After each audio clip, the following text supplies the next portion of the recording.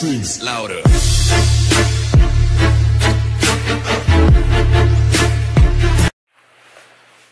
안녕하세요. 사랑부동산 유팀입니다. 어제 부동산 창업에 대해서 말씀드렸는데요. 오늘은 취업에 대해서 한번 말씀드릴게요. 어떻게 해야지 이제 잘 골랐다고 소문이 날까? 우리가 취직을 할 때는 이제 여러 곳을 찾아보죠.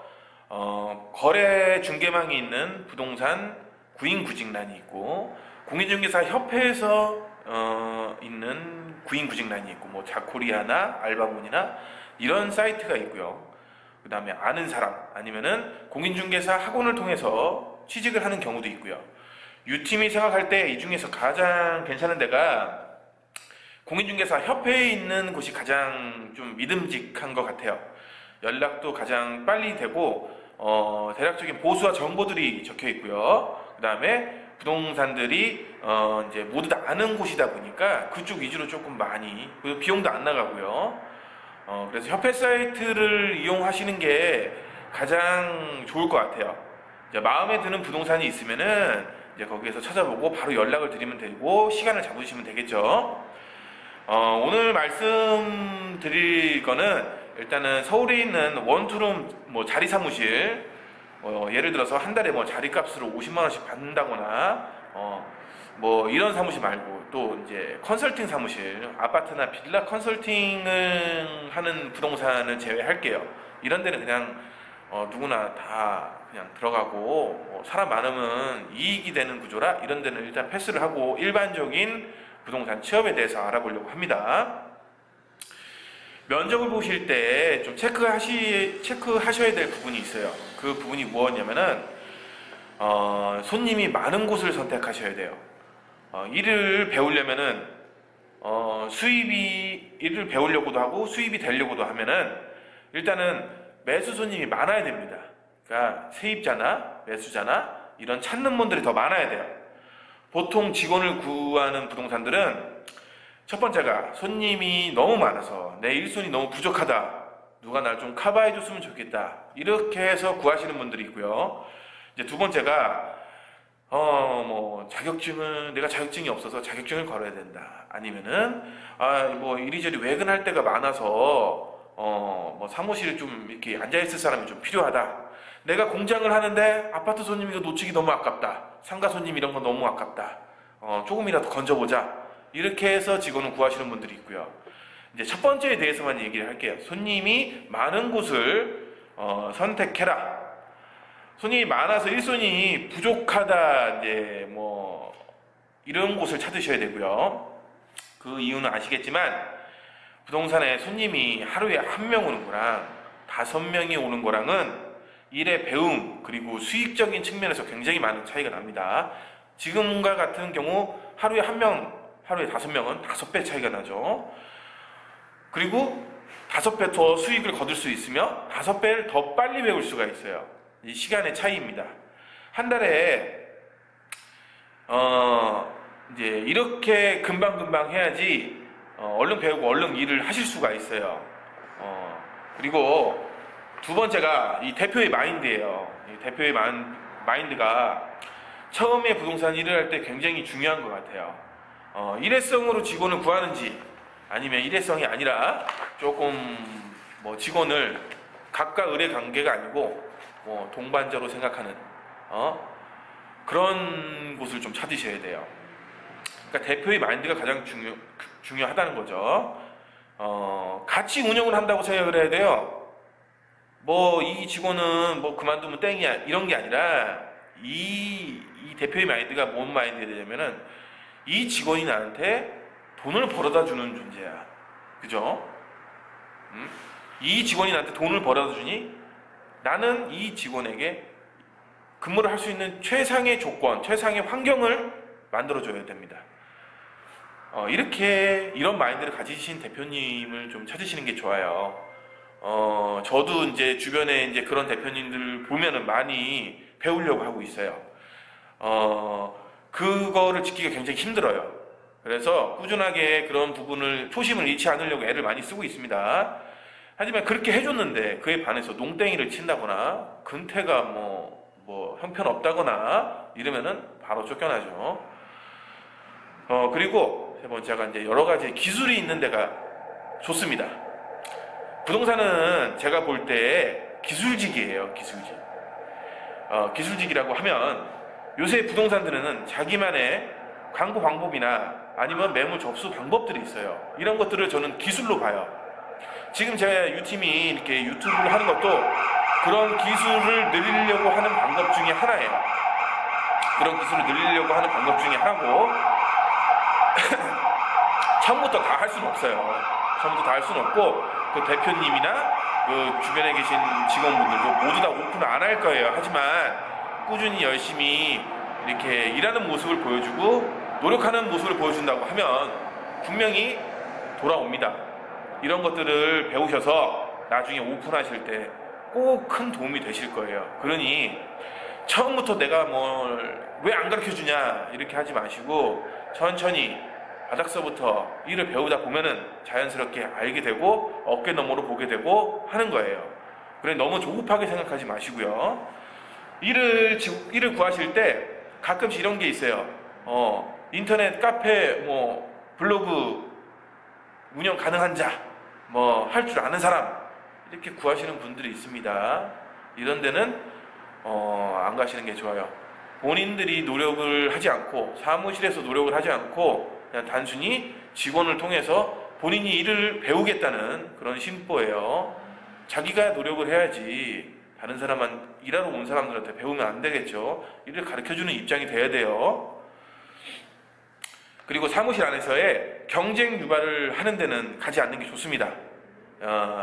다른 부동산과의 경쟁도 힘든데 이 사무실 안에서의 맨날 이게 마주치는 아침에 인사하고 밥 같이 먹고 하시는 분과 경쟁을 하면은 사이가 분명히 안 좋아져요.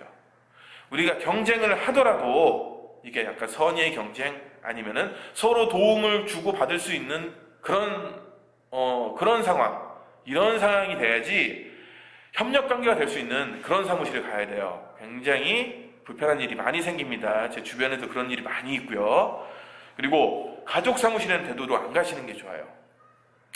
이제 면접을 보니까 이제 두 분이 계신데 뭐 부부가 일을 하는 경우도 있고 아니면 부모 자식 간 이렇게 일하는 경우도 있고 뭐 언니 동생일 수도 있고 자매일 수도 있고 뭐 남매일 수도 있고 이러다 보면은 처음에는 이런 거를 못 느껴요. 근데 한 두세 달, 몇 달만 지나다 보면 어느 순간 갑자기 사장이 두 명이 돼요. 사장이 두 명이 된다는 의미가 뭐냐면은 거기 분명히 대표는 엄마야. 근데 이제 아들이 직원이지만 이 시간이 지나다 보면은 이 아들이 어느 순간 대표가 돼 있어요. 그러면은 이게 모든 환경이나 모든 이익이나 이런 환경들이 전부 다 본인들의 가족 기준으로 생각을 하게 돼요. 근무 환경이라던가 아니면은 뭐 중개 보수, 뭐 인선에 대한 뭐 이런 것들이 시간이 지나면 지날수록 본인들 위주로 조금 가요. 그러다 보니까 나중에는 굉장히 조금 불편해지는 경우가 더 많이 있고 또 엄마가 중개사고 자식이 이제 보조원으로 돼 있어요. 근데 같이 일을 하다 보면은 의견의 충돌이 생길 수가 있어요. 뭐 아들이나 뭐 이런 부분에 대해서 의견의 충돌이 생길 수 있는데 이게 나중에 이제 중개사 이제 엄마죠. 중개사 분이 보셨을 때 이런 거 제대로 중개를 잘 하셔야 되는데 이 팔은 안으로 굽을 수밖에 없어요. 팔은 부모 자식 간 이 안으로 굽을 수밖에 없습니다. 왜냐? 직원의 편도 들을 수도 없고 그렇다고 자식의 편도 들을 수는 없어요. 항상 이게 공정을 해야 돼요. 근데 그렇게 되지 않는 이유가 뭐냐면 집에서 싸워요. 엄마 왜 그때 그렇게 얘기했어 집에서? 아니 그렇게 하는 건 좀 그렇지. 부모 이길 수 저 자식들 이길 수 있는 부모 없다는 말이 이제 이런 데서도 나오는 거예요. 안 그런 데도 분명히 있어요. 하지만 이런 데가 제가 경험상으로는 조금 더 많은 것 같아요. 챙겨줘도 아들을 좀 챙겨주고 뭐 이런 것들이 있어요. 그 옆에서 일하는 나는 뭐야? 굉장히 서운하겠죠. 그리고 이제 이런 상황을 예방하기 위해서 저 같은 경우에는 저희 와이프가 공인중개사 자격증을 땄었을 때에도 저희 사무실에서 일을 배운다는 거 저 싫다고 했어요. 제가 차라리 다른 협력 사무실에 내가 부탁을 할 테니 거기서 일을 배워라 이렇게 얘기를 했어요.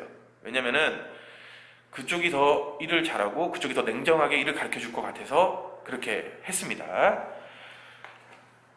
이 대표는요, 공정해야 돼요. 어쩔 때는 이게 판사가 돼야 되고, 어쩔 때는 스승이 돼야 되고, 어쩔 때는 해결사가 돼야 돼요. 그렇기 때문에 가족들이 있으면 정확한 판단을 하기가 어렵습니다. 어렵고 미리 예방하시는 게 좋습니다. 물론 다 그런 건 아니에요. 유 팀장의 개인적인 생각입니다. 누누이 얘기하지만. 그리고 이제 중개에 이런 일을 하면서 보수에 대한 거, 사무실에 대한 보수에 대한 걸 얘기를 할게요. 일반적으로 아파트에 있는 실장님들은 이렇게 해요. 기본급 100만 원에 뭐 인센 10% 아니면은 100% 월급제, 뭐 월급으로 한 달에 150만 원, 뭐 이렇게 하는 곳들이 거의 일반적인 부동산들은 거의 다 대부분 이렇게 합니다. 그리고 이제 뭐 아예 프리랜서식으로 일하는 이제 사무실 같은 경우에는 광고해주지 않고 뭐 밥도 안 주고 뭐 7대3 구조, 직원이 7, 대표가 3 이렇게 하는 경우가 있고요. 아니면 아까 말한 대로 뭐 자릿세 50만 원만 내고 니 다 가져가라, 한 달에 50만 원 내면 니 다 가져가라, 이렇게 하는 데가 있고, 기본급 없이 인센티브 뭐 50% 기본급 없이 인센티브 50%에 뭐 광고를 내가 뭘 해주겠다, 직방 몇 개를 해주겠다, 뭐 이런 식으로 광고를 조금 지원해주는 조건으로 5대5로 가는 경우가 있어요. 이거는 사무실마다 다 틀립니다. 정답은 아니에요. 이제 여기에서 중요한 게 뭐냐면 이 확실하게 얘기하셔야 돼요. 기본적으로 정해져 있는 기본급, 뭐 아까 전에 말한 월급 150만 원, 이게 문제가, 이런 분들은 상관이 없죠. 인센이 있는 경우에는 이게 내가 중개를 해서 버는 중개 수수료에 그러니까 내 개인 매출이죠. 내 개인 매출에 대한 인센인지, 아니면 사장님도 하고 나도 하고 이 사무실 전체에 대한 매출인지, 이런 거를 확인하셔야 돼요. 이 매출에 대한 인센티브로 한번 확인해 보시고요. 그 다음에 그 인센티브에 이제 지출이 있는지 없는지를 확인하셔야 돼요. 이제 사무실 같은 경우에는 이제 월세라던가 이런 비용들이 나가잖아요. 그러니까 이 인센티브, 처음에 매출에서 이 지출을 빼고 난 다음에 인센티브인지 아닌지를 한번 또 체크해 보셔야 되고요. 우리가 은행 같은 데 이제 전세나 뭐 매매 같은 경우에는 은행을 이렇게 알선도 해주고 하잖아요. 그럴 때 나오는 대출 수수료가 이런 지금 똑같은 사항인지, 아니면 뭐 이제 반반씩 나누는 건지, 아니면 뭐 대표가 다 가져가든지, 아니면 그거는 뭐 일하는 분이 다 가져가든지, 이런 것들을 미리 말씀하셔야 돼요.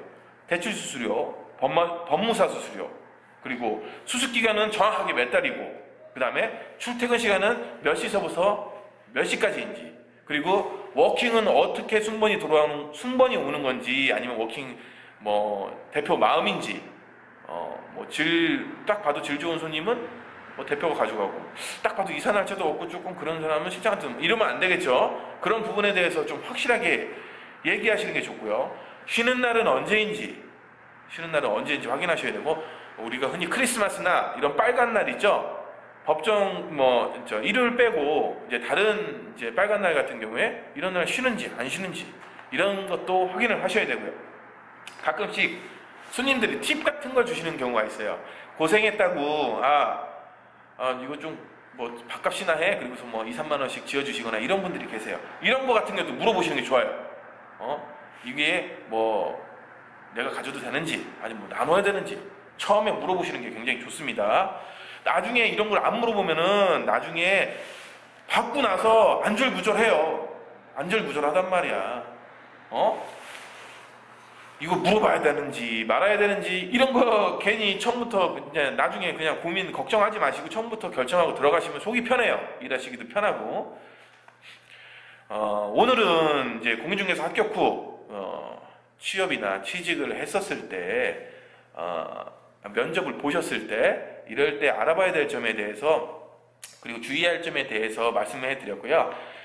아직 유튜브를 시작한 지가 얼마 안 돼서 제 동영상을 보시는 분들이 많이 없어요. 하지만 아직도 혼자서 보시는 분은 없지만 이제 자막을 쓰는 연습도 아직 좀 많이 하고 있고 좀 되도록 열심히 하려고 합니다. 제가 3월 달에 이제 이사를 가요. 이사를 가면은 이제 작업실 만들어 놓고 조금 계획적으로 좀 이렇게 맨날 여기 나와서 이렇게 사무실 말고 다른데 좀 집에서 좀 예쁘장하게 좀 있으면서 한번 이 영상을 한번 찍고 싶어요. 빨리.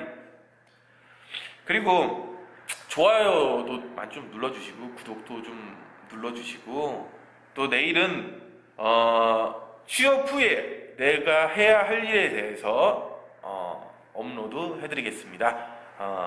감사합니다.